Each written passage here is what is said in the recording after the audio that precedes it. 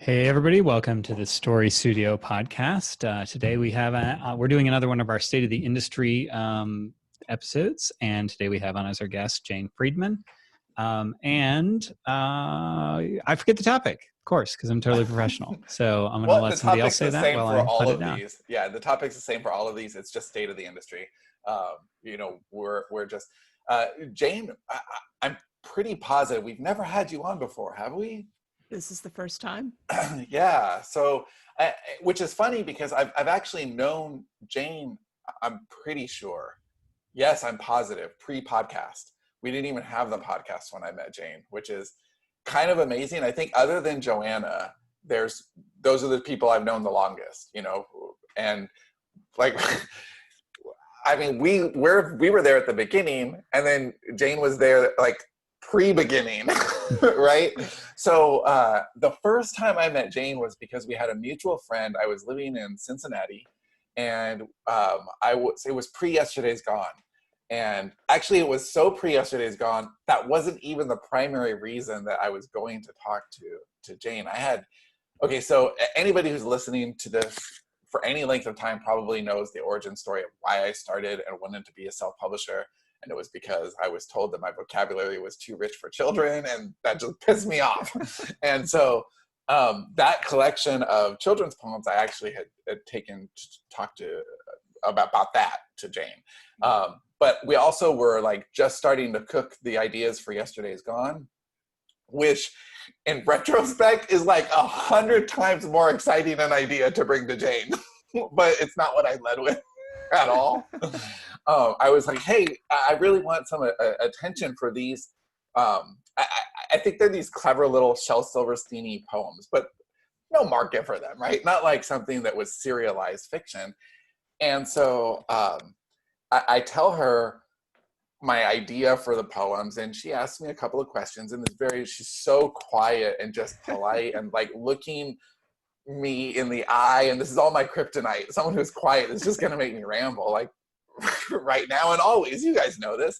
So then I tell her about Yesterday's Gone, and she asks a couple of really good questions that I have not been asked before. This is still pre-self-publishing, and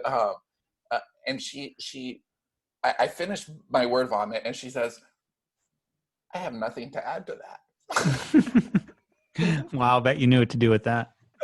Well, I did. I was excited because I called. I remember the day because it was some harvest festival or something at the children's school, and so I was calling Dave on my way there, and I was late to get there because I wanted to meet Jane. And what I took away from that is, I felt like there was validation there. Like these are some good ideas, and I felt like Jane thought the ideas were good, and I felt like she had good positive energy that like I think you said something like, "You're gonna do fine." like you made me feel good. It was a nice either that, or it was like, if I say anything, he'll keep going on. Yes, definitely. So I'm gonna stop and welcome very much, Jane, and thank you for always being just so kind and patient with my word vomit, which is especially worse around you. It's my pleasure. And I just want to add that, I was impressed enough by that with you during that meeting that I invited you to come speak to my university class. I was teaching at the University of Cincinnati because I saw that you had skills that they needed, particularly related to copywriting and learning to sell yourself and make connections. And so thank you for coming to the class for no money. Oh, no, my pleasure. That was really, really fun. Actually, I was telling a story about that before you hopped on. I loved doing that because my wife was a teacher for 23 years, and I got to say, like, I'm going to go speak to a college class, and I dropped out of high school. So like, getting my teacher wife, who's like, she loves me an unreasonable amount and has this like faith that I can kind of do anything. And she's always been proud of me. And so being able to actually stand up in front of your class and talk and have her in the back of the room, that was a really special thing for me. Like, I really enjoyed that. And then the three of us went out to lunch afterwards. And this was the story I was telling. I'm sitting here, and Jane is on my left and Cindy is on my right. And Cindy is as much of an introvert as Jane. And so like, I am doing all the talking for an hour. It's like we had a general meeting yesterday and we didn't really have any. How is that different from any other time? Well, it's not. That's my point. It's really not. Except that Jane and I didn't have the relationship where she was going to like butt in and say something, and I keep waiting for that to happen and it doesn't. And I can't even be okay with like 30 seconds of thoughtful silence. I just have to fill it. She's probably sitting there thinking, maybe I'll have a heart attack and die. And then you just get up and leave. Well, Probably exactly that, Dave. It was one random like story linked into the next, but I mean, you guys have all been around me enough. I circle talk. I do get to the point eventually. I make it relevant. I try, but yeah, there was a lot of that nervous energy. But it's also because Jane is one of those people who just exudes knowledge. Like I feel very safe around what you're going to say because you're really practical and you're so observant. Other than Bonnie, you're one of the most observant people I've ever met because you're looking at the whole industry. And I think that you're one of the people who really saw what was coming. You know, you were really an early land ahoy. Like, so let's talk about the really early days because I still think that we're in the early days. And I'm curious to where you think we are kind of on that timeline. But you were in the earliest days. So what was it that you saw coming, and what about it happened as you expected, and what was kind of a surprise? Well, it was when I saw what was coming, I didn't even really have the right language for it. I mean, clearly now it's self-publishing, but when I saw the services like Smashwords when it first came out, I called it instant publishing. Like it just, to me, it just was so foreign to my experience of what self-publishing had been up until then, which was, you know, it's pretty laborious, but this was like just upload a Word document and it's on sale, like is somewhat mind-blowing. So that it was just such a huge paradigm shift for that spontaneity and the instant nature of it all. And then of course from Smashwords, I don't know how long the gap was between Smashwords and Amazon Kindle Direct, but you know that it all happened very quickly from there, that you could sell ebooks, and then that all required the Kindle, which came out in 2007. Anyway, it was just like this huge rush of things. Wait, the Kindle was 2007? I think that's right, like the really old clunky ones. Wow, that's even earlier than I thought. Yeah, but I don't think they had the KDP part of that for at least another 2 years, perhaps, if not a little bit longer. So yeah, that was just a whirlwind. And what I saw first were established authors who had gotten dropped by their publishers, or they were somehow, they had an orphan series, you know, they were the first ones that kind of took off. They already had name recognition. They had a series, some of the same things that actually apply today for authors who are trying to get a foothold.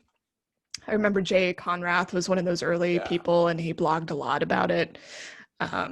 So yeah, that was, I don't want to call that like a golden era or anything. There were a lot of weird things that were also happening that weren't exactly on the up and up, taking place at that time.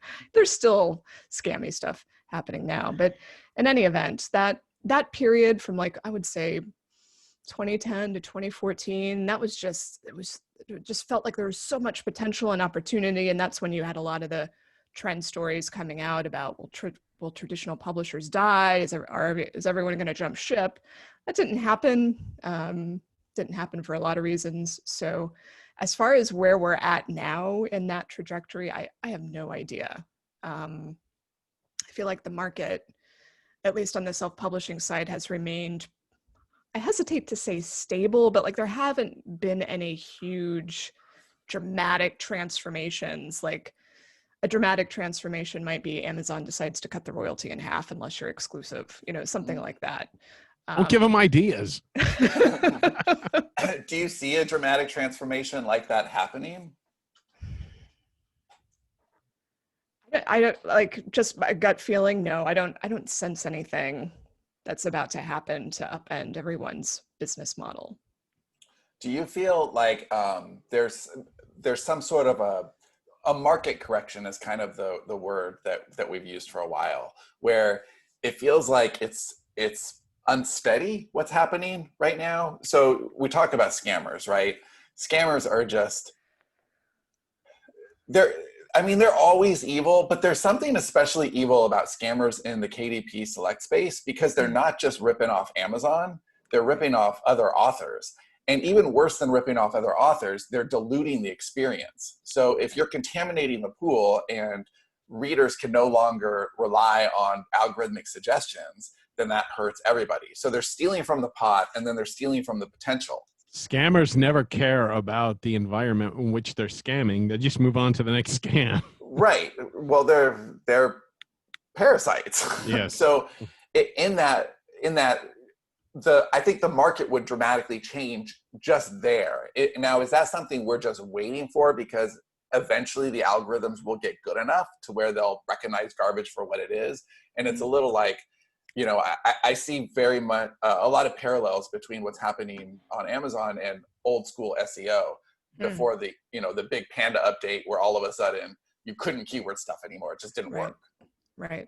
I mean, you guys are probably closer to what's happening on the KU level, like what's happening with manipulation of the system. I have a much like 20,000 foot view. I only see it when people really begin to complain, or like they're, and sort of like these little like mini angry explosions that happen in author Facebook groups, and you realize something's gone wrong somewhere. So was it 2 years ago? I feel like it was around 2018 when Amazon actually took some steps to crack down on things like book stuffing and some other kind of bad activity.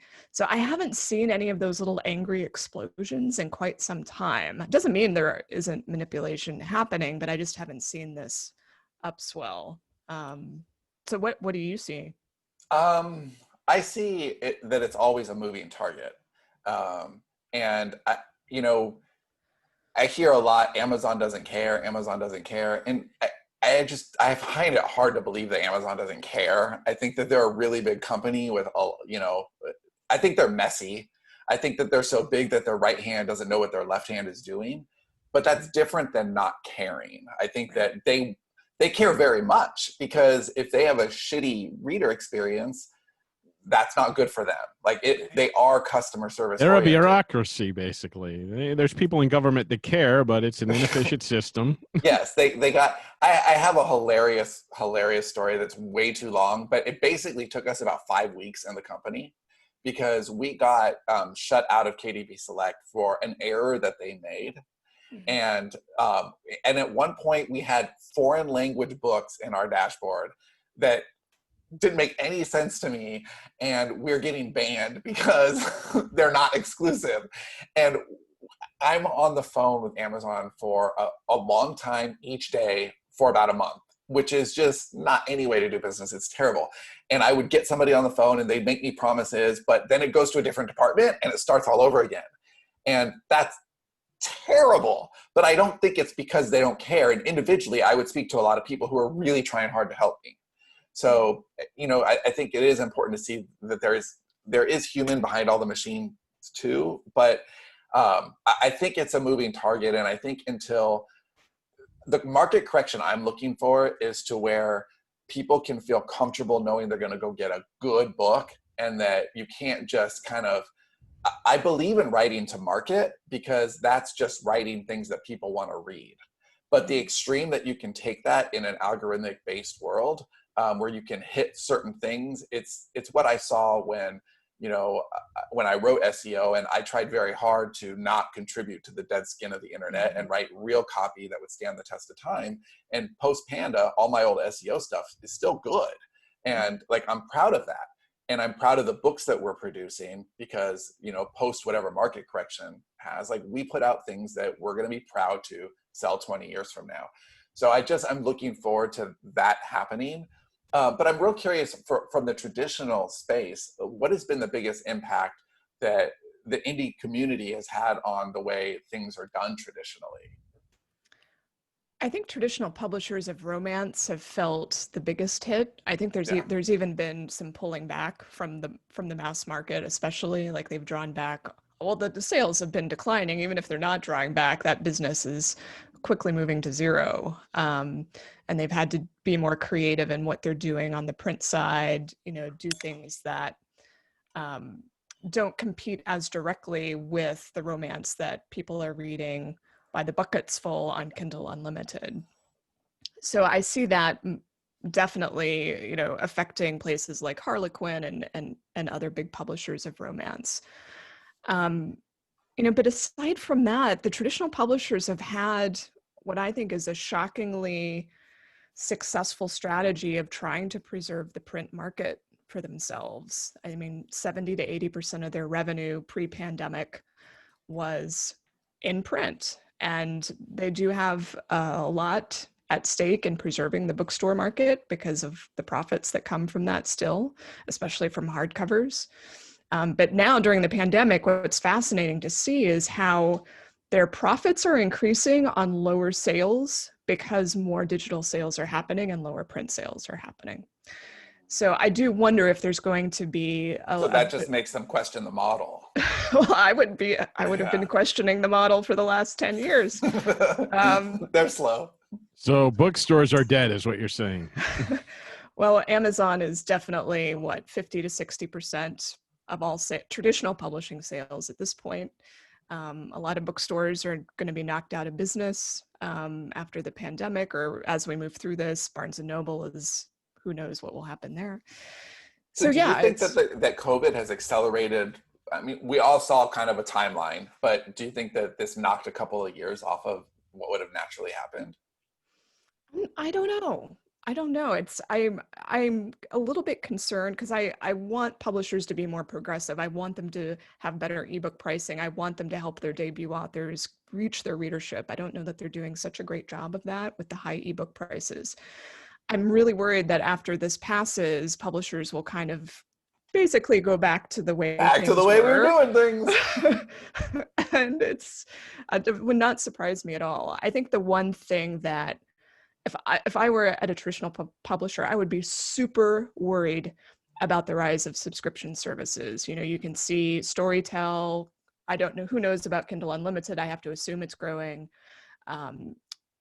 So all of these services are having record quarters, and we know that more people are enrolling in them. We know that libraries are also seeing a lot of increased activity on digital subscription sides. They're preferring subscription models like Hoopla, if you're familiar with that. So how long can publishers keep their books out of these services is the big question. And I just feel like there's going to be increasing pressure to play in those environments. So what about the wider question of the traditional market? Because I think that there's a tendency amongst indies to, in my mind, throw the baby away with bathwater a little bit. And it's a little like, well, we are the future and traditional is the past, and they're this big lumbering behemoth. What do you think that the traditional is getting right and that indies can and maybe should learn from? If anything, the answer is nothing. That's okay. What are they doing right? I think some of the things they're doing right, I think, are out of the reach of the average self-publishing author. So like I can see how publishers are really doubling down on areas of growth related to audio that I think are good for their future. I hesitate to say that self-published authors should move in that direction because I just know of the significant investment, and audio is still probably going to be a smaller percentage of the overall sales, at least for quite some time. If I were to look at it from a marketing perspective, F+W Media, which is a backlist publisher, founded by my doppelganger in publishing, the other Jane Friedman. They have a catalog of thousands of titles, and they've built a very unique marketing system that they now use to help market and promote other publishers' titles, where they've become very good at doing price promotions through discount newsletters, kind of like their own BookBub sort of newsletter. They've become very good at studying the metadata, refreshing it, keeping it relevant. And you can also see players like Ingram, which is the big wholesaler distributor in the US that traditional publishers work closely with. You can see Ingram is trying to pull publishers into the future by getting them to look more closely at their metadata, have someone on staff who is, revisiting it through at least every year, if not quarterly, to take advantage of like trends, things that are shifting in the market. And if you see it, you can easily respond by updating the Amazon page to take into account that market shift. So there are some publishers who are doing those things, but I feel like it's on a more selective basis. It just depends on the leadership. Like there's so many imprints at a publisher, and some things get investment and others don't. So it's hard to point to, oh yeah, they're all definitely moving in this direction. It feels like there are pockets of that sort of progressive attitude toward the marketing. One of the things that the traditional sort of says to me, and this is, I'm going to make a heretical admission here, and that's, it's a lot easier for me to, when I'm looking for a book as a reader, to go to a traditionally published book. Like, I hate to say that, but there's so many indies out there, and there's no real vetting. I mean, there is, it's almost like a wealth of, it's too many. I know that there are amazing people in there. I know a lot of them, but finding them sort of off the cuff is really hard. Whereas in the olden days, if there is such a thing, it was at least, you knew there was some degree of gatekeeping. There was a base level that you could count on. Right. It was like a good housekeeping seal of approval. And I think that that's one of the things that's really difficult for indies, is getting noticed and getting past that issue of like, well, no wonder people think that all indies are garbage, because there are, quite frankly, some, and they do tend to get in the way of the good ones. Yeah. Yeah. That is a heretical statement. Sorry, it's just so much easier to find stuff that's vetted. I think, kind of building on that, one thing that I feel traditional publishers get right, like let's say 90 to 95% of the time, that's so hard for indie authors, is like nailing that cover and the genre and the category, and like having like the cover and the description and the pricing, to some extent the pricing, all kind of line up to appeal to that target reader. Like they really generally know exactly how to package a book to help it sell. I mean, they do drop the ball all the time, but I find that independent authors, unless they've really done their due diligence, researching comps, understanding their genre, they tend to just do what they want to do. There's no comps to my book. It's too unique, and that gets you nowhere fast. How much do you think data, and the extreme amount of data that everybody collects on us, influences what publishers are actually publishing now? Like, are they drastically altering the sort of stories that they buy and promote and publish now versus, I don't know, 5-10 years ago? Oh, so are they kind of taking their cue from self-published bestsellers, or looking at the trends there and looking at the trends, but also like advertising data? Like if you buy the data from all the companies that sell the data, you can see where people's interests are, and kind of like write extremely targeted things, like with Facebook, like Facebook ads even. You can write extremely targeted things to an audience based strictly on data. I don't think traditional publishers think that way. I mean, okay, so here's an example. Me, who's on blackout because Ireland hates her, is when we were having a conversation. I don't know, this is 2 or 3 months old. I've told this story like 8 times in the company because I love it. So she says, hey, can we get K-Lytics? And I'm like, okay, sure. And I forget how much K-Lytics is, but it's not free. It's a paid thing that most authors aren't going to get, because first of all, a lot of authors don't like to pay for things that make them go faster because they cost money. And they also are like, it's a lot of data and charts that are kind of confusing. And so I'm like, well, yeah, if you think that's something we need, 1,000%. And she goes, okay, great, because my subscription ran out. And wait, what?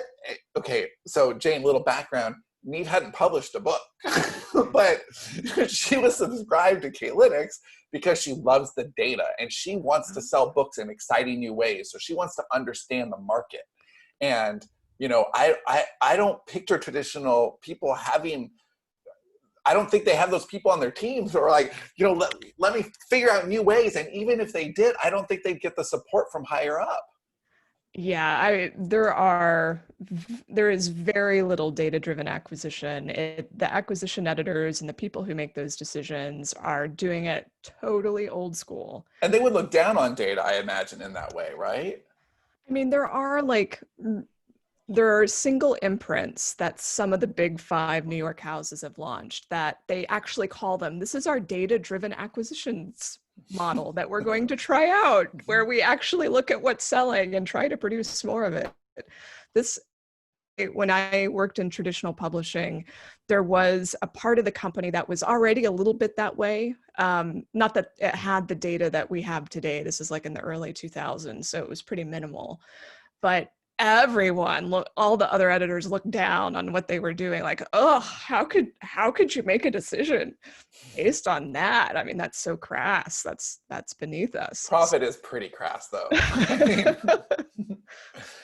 Well, it feels like only a matter of time. I mean, look at baseball. You don't even have decision making in baseball. It's all analytics. Like, Dave, you're totally I can't right. imagine. It's inevitable, but they're not thinking there, which that is an area. Well, that shocks me, because you have like you have billion-dollar companies involved here, and aren't they usually sort of people? Different. Publishing is just it's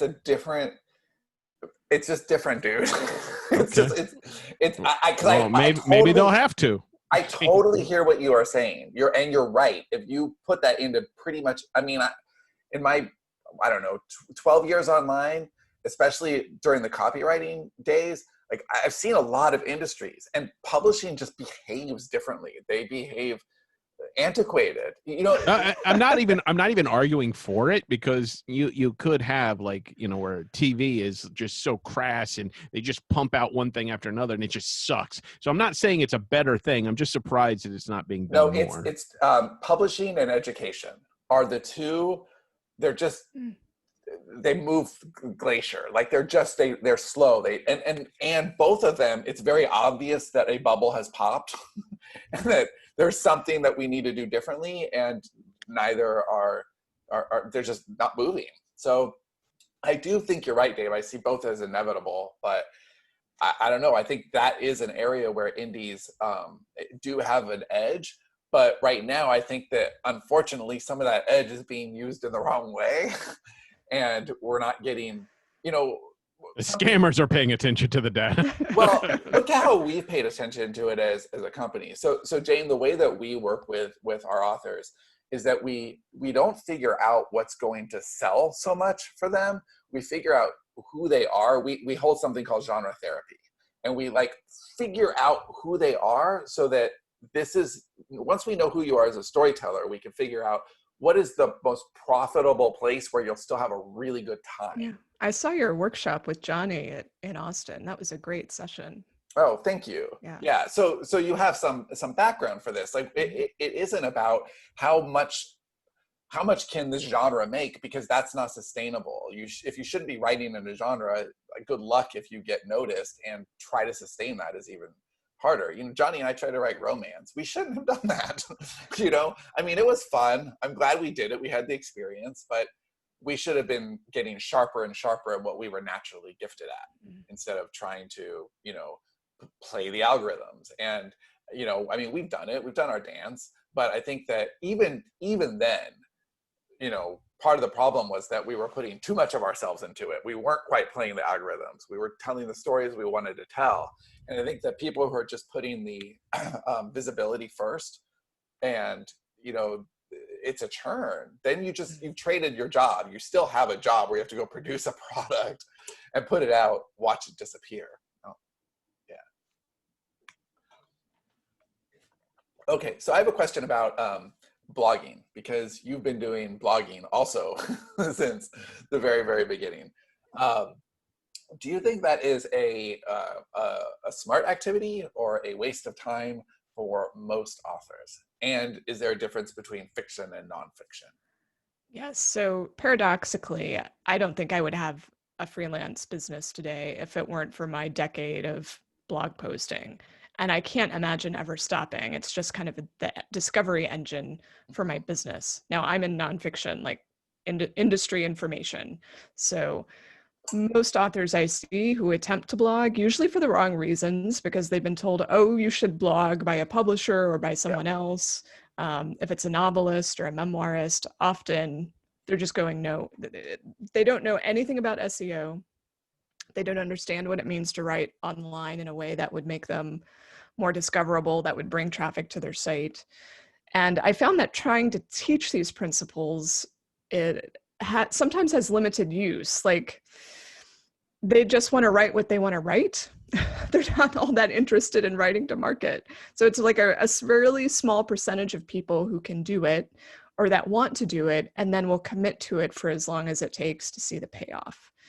So I usually suggest that, fiction writers look for other means of, I don't want to say giving things away, but like establishing lead generation, having discoverability, whether that's having the free first in a series, or being active on Wattpad, or putting poems on Instagram, whatever it looks like for you that's sustainable. Like, I think the sustainability issue is key, as you brought up.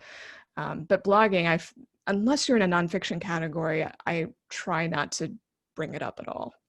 So then your advice for social media is exactly the same. Only do it if it's native to what you're going to do. If you wouldn't be spending a bunch of time on Instagram, don't start spending time on Instagram because you think it's going to sell books. Right, exactly. Yeah. That's right on. Okay, let's talk about why smart authors should always be diversifying their income. So let me preface what I'm about to say. I come from like the more literary university MFA sort of background. And a lot of the people I interact with, or the people I interacted with through a majority of my career, also came from that background.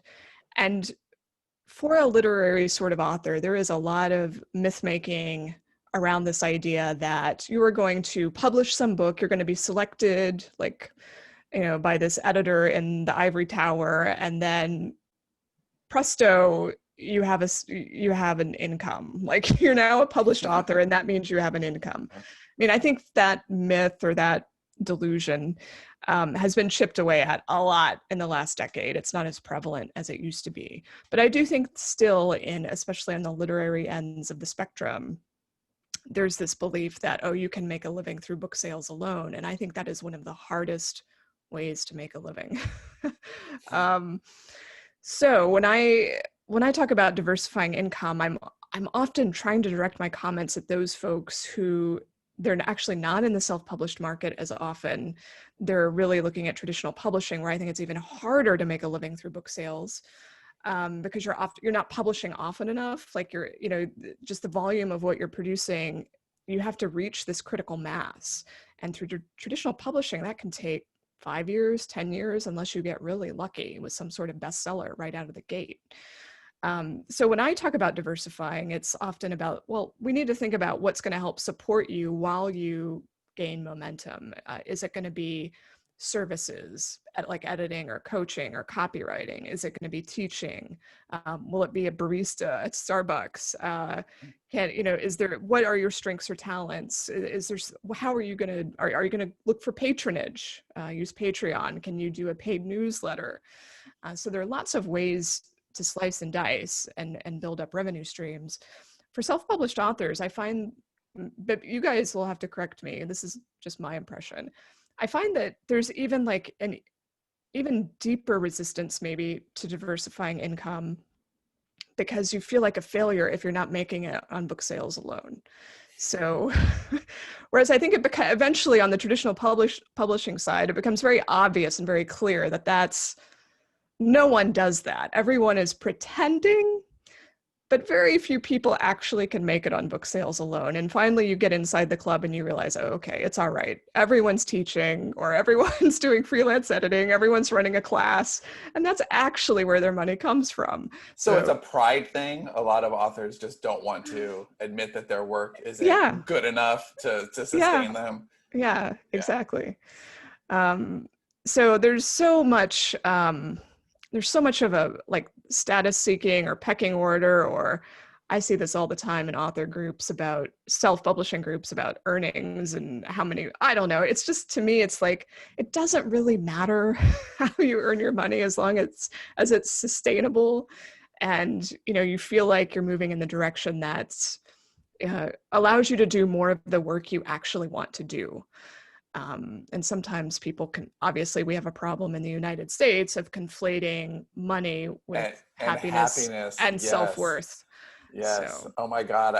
This is what I've been talking to my son about for months now. So yes, it's so true. I think that's the number one thing we can learn is how to be happy. Like nothing else matters. If we can be happy internally, then nothing else actually matters at all. Whatever you're writing, like it works out. So, okay, I want to talk a little bit about your diversification, because I right before, well, not right before, when we were doing show notes for this, I was looking at your site and I saw something that I didn't know about, your hot sheet. So tell me about your hot sheet, because this is there's a lot to talk about here. First of all, it's a great example of diversification. Yes. It's something that you have done. Secondly, I just think that you should pimp this out, because I didn't know that Jane had this, but I'm assuming it's industry news. You could talk a little bit about it. But if there was somebody I was going to subscribe to from industry news, this is a very, very good source. I'm sure it's like, I don't remember what the price was, but I remember thinking that's stupid cheap. So it's less than it should be, whatever it is. And so Jane, why don't you tell us a little bit about yourself, because we kind of rushed into the intro with my stories about talking too much, ironically. So can you tell us a little bit about your background and then what the hot sheet is? So I've referenced I used to work in traditional publishing. So I spent 12 years doing that, spent a couple years university teaching, went back to traditional publishing for a couple years, and now I'm full-time freelance. So I've been full-time on my own since 2014.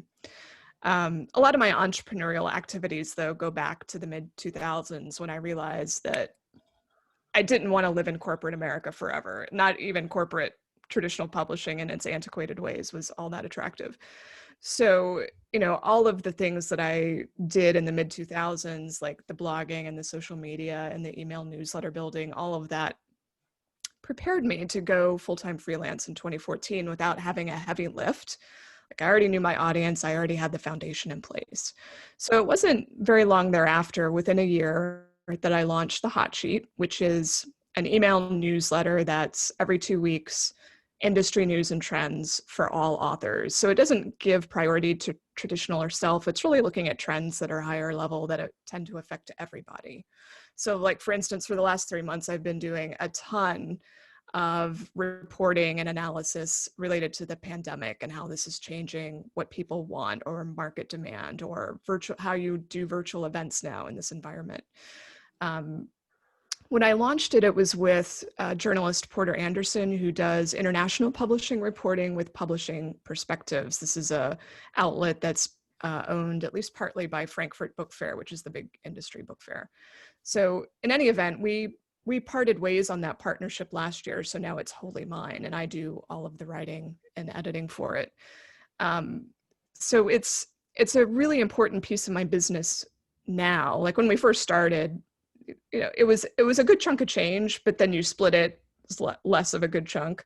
But now that it's had 5 years to grow, what I would like to see, because it's scalable, it's a far more desirable piece of my business to grow than some of the other things that I do. Like, I consult with folks on how to get published. Like, the people who want the traditional publishing deals often end up at my door.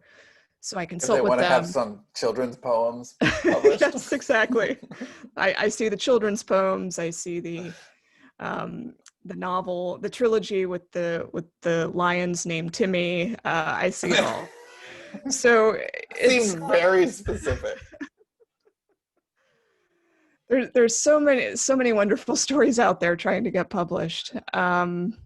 So yeah, but selling your time, I think you're probably all experienced entrepreneurs, and you know that selling your time it's not a way to grow your business. But it is very satisfying, though, and it keeps me in touch with what people really care about, like the questions that they have, the obstacles that they're facing. Well, so it makes the hot sheet that much more valuable because the insight is more layered. Yeah. I mean, I loved it because as soon as I saw it, I was like, oh, if I was consulting Jane on what product she should create, this is like the product. It was such a match. And Yeah. So, I mean, not that this is an infomercial at all, but how much is it, Jane? Because people should subscribe to this. It's $59 a year. Yeah. 59 And it comes out twice a month. Is that right? That's right. Yeah. Yeah. Okay. I mean, you guys do the math. I know that I'm on the soapbox a lot about people don't pay for tools that make them smarter faster, but it's always worth it. And Jane's really smart and really piped in. So back to our regularly scheduled program. Thank you. Actually, let's stick with this note for just one more moment. What do you think it is? What do you think the psychology is behind the reticence that a lot of authors do have to think about their work as more business minded, or just to be a little more, because the way you said it earlier is they kind of just do what they want to do. So even when they know, okay, I need a professional cover, I need a professional project description, like they know these things, they still put their personal emotions into it. You know, it's still, yeah. So why is it so much harder for authors than plumbers? I mean, right? We can go sell ourselves as plumbers easier. We think of it as a business. Well, this is a fascinating topic to explore. A lot of it's so psychological, but one of the issues is that we think that great art or great literature or great entertainment will find its audience on its own, that you shouldn't have to really market or sell too hard something that in and of itself just exudes quality. Like as soon as someone reads the first page, they will recognize its excellence. This is so good. How could people not notice? Of course, people are going to talk about, they're going to rate it 5 stars. They're going to tell all their friends. So we just, especially early in our careers, we tend to have this optimism or idealism, or we just don't know how hard it is to sell a book. It's actually really hard to sell a book, even to a friend. It's hard to sell a book. Maybe especially to your friend. Yes. Dave's never read anything I've written with Johnny. I have no friends. So that's part of it. Just thinking that the magical thinking, oh, this will be different. I will be the exception. This is going to stand out. And then the other part is just the tension that always exists for every type of artist, the tension between art and business. I actually find this a productive tension. I like it. Jim Henson is the artist I often talk about who also used this tension really productively. There's a whole book on that tension in Jim Henson's career, Make Art, Make Money. And the author... Yeah, it's a great book. She distills his life into like 7 principles that I recommend it for everyone. And, he did commercials early in his career, and he used that as a way to practice his art and to get better and to earn money and to fund the more creative, weird stuff like the Fraggles that weren't as commercial. So I think you can find a balance. You can take joy in some of the push and the pull, but a lot of people are just like, well, I don't want to lower myself. You get back into those issues of, well, real artists don't do this sort of activity, which is ridiculous. All successful artists in some way have likely done something to market and promote.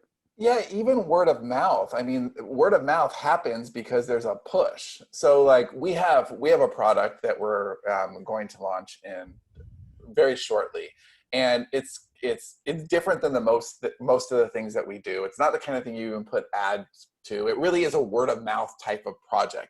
But we also know that, yeah, if word of mouth, if the product is what we think it is and word of mouth does its job, then our result will be amazing. But we still know we're responsible for that first push. Whatever we have to do to get it out there, that's our job. I mean, people don't eat bacon and eggs because that's a delicious combination naturally. It's because a marketing firm made sure that people thought to put bacon and eggs together for breakfast, right? And we just don't realize how much we are manipulated to think the things that we think, but there's a little more mechanics behind that. And I think that if artists realize that they could be a part of that conversation instead of outside of that conversation, then that's what we try to do. We try to bake the marketing into our art by understanding what people like and what people want. And then it's just a conversation. It's not like, oh, I have to create this thing and then I have to go sully myself when I sell it. Right? Exactly. Yeah. There was something else I was It was on right at the tip of my tongue there. Lost it. Anybody else before I? Oh, I was going to mention just quickly that this happens maybe a little more to traditionally published authors when they see someone else's success and they think, well, I'm not so different from that person. I can achieve the same success. And maybe they can, but they're not. There's like, it's like the iceberg. You only see the very tip of it above the water.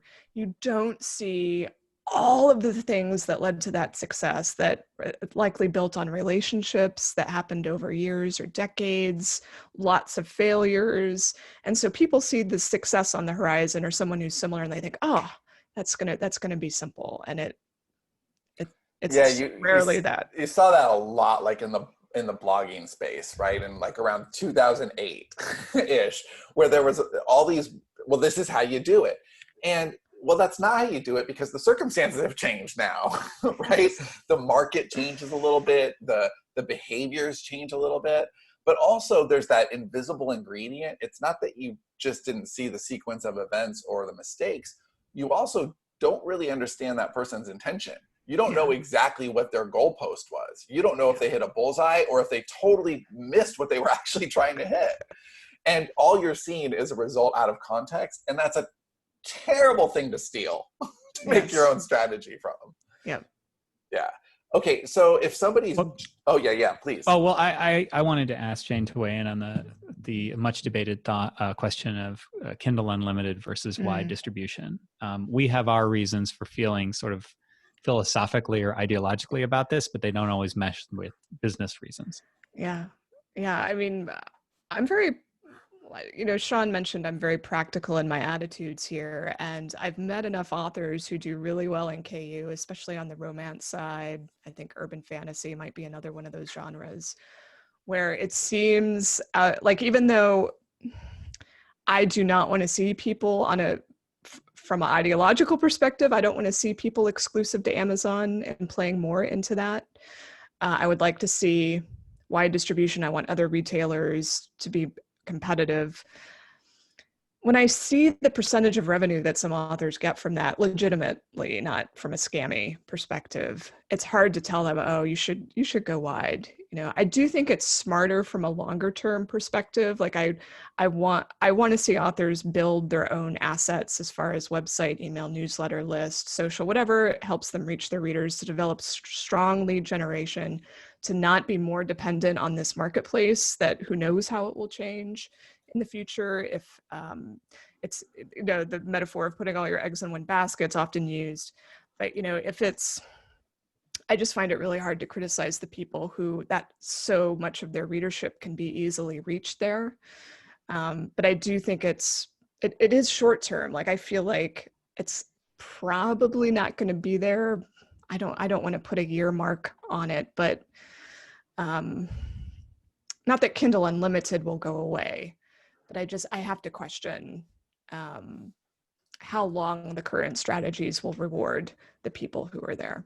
But there's also the element of there are authors that have made it on Kindle Unlimited that would not have made it otherwise. They wouldn't have broken out at the other stores. So for some people, it's a decision whether or not you want to become established or not, or just be invisible on all the other stores. Yep. Totally. I have a question, Jane, if you don't mind going back to the psychology a little bit.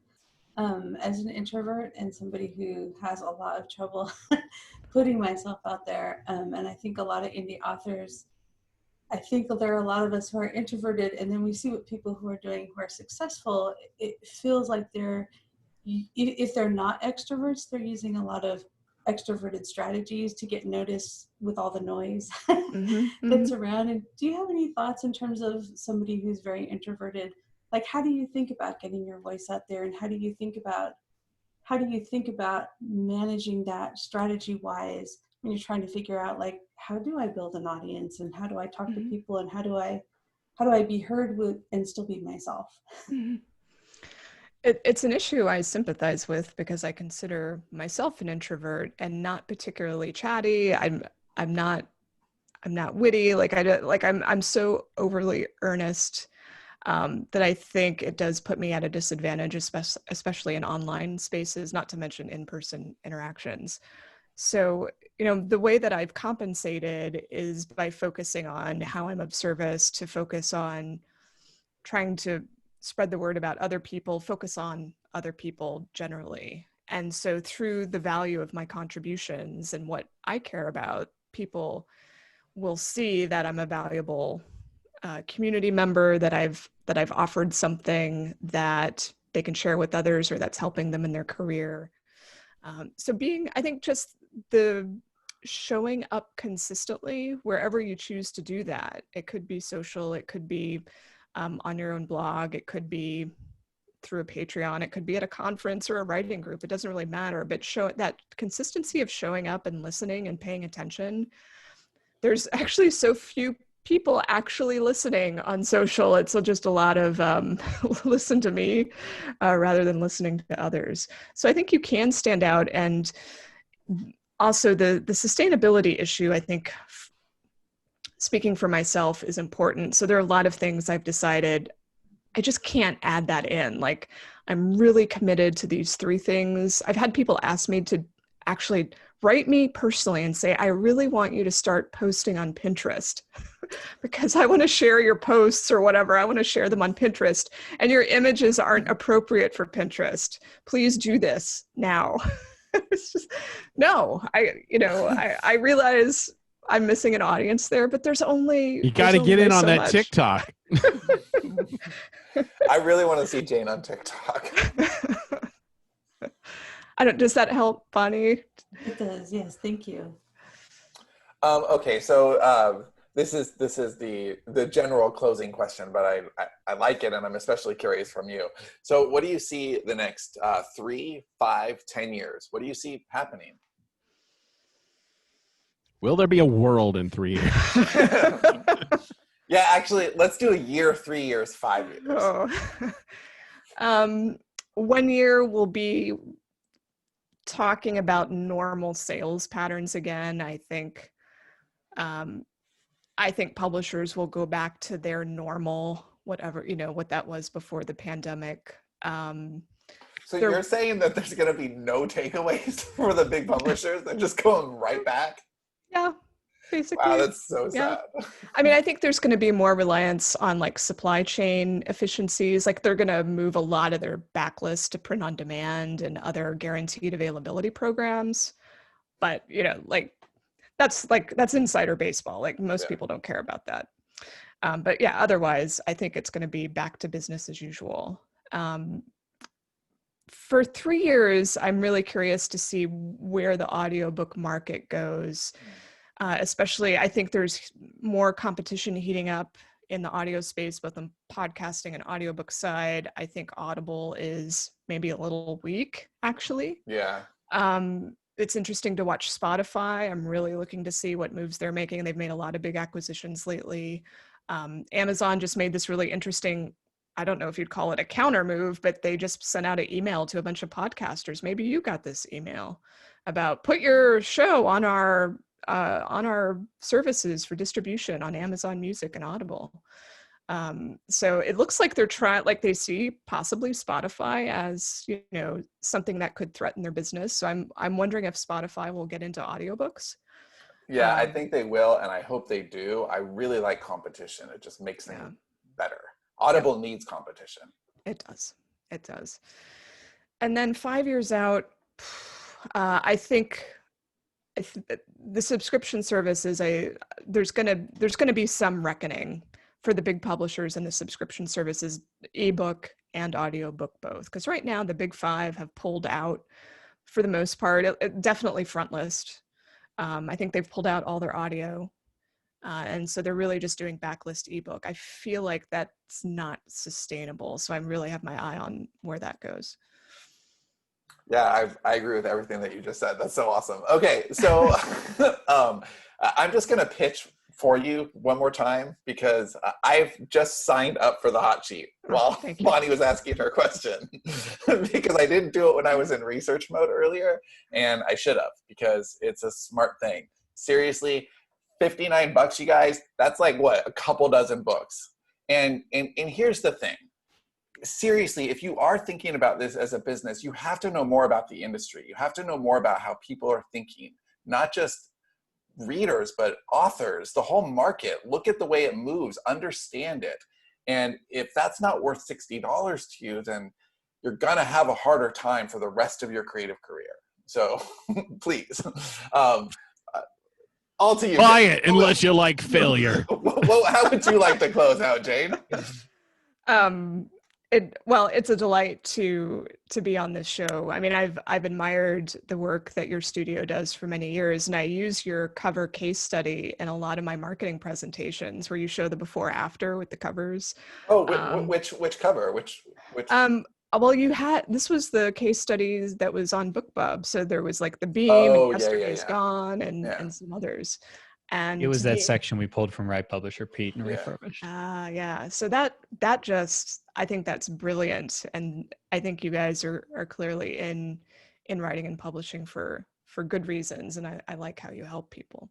Well, thank you. And thank you for being such a beacon. You know, that's what this series is. We're really trying to just get the pulse of the industry by people who like really live in it, not who have something to sell in it, but who really are living in it. And you have lived in it for a long time.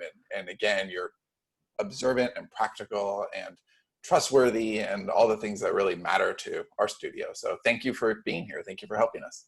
My pleasure. Thank you. All right. Well, thanks for everybody for listening. Thanks to everyone. Thanks for everybody as well, I suppose, globally. Thanks to everyone for listening to this Story Studio podcast. And we'll see you on the next one. So thanks, Jane, for being here. And thanks, everybody. Adios.